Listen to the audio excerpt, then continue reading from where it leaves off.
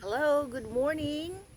Si Lila Roa, LIDM, Woman Disciple ng Panginoong Jesus. Andito na naman ako sa aking pag-update sa inyo sa aming buhay dito sa Divine Mercy. Hindi masyado nakikita. Chapel. Dahil masyadong ayan pala. Divine Mercy Chapel.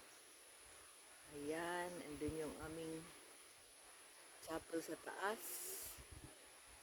At napakaganda po ng araw. Today is February 3, 2024.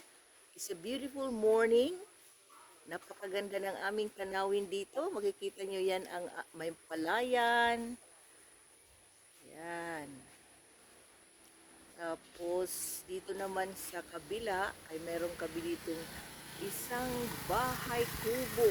Ayun.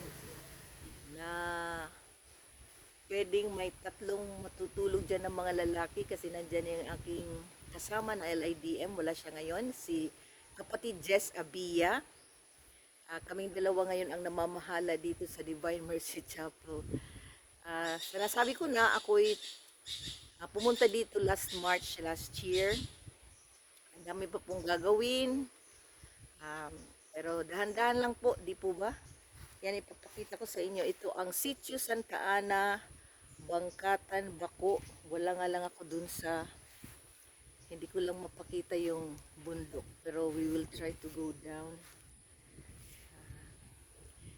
Ngayon ay mayroon ako maitatanim ng mga okra para self-sufficient sa vegetables.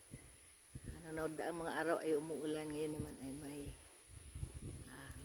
sumikat or sumisilip or sumisikat talaga ang haring araw.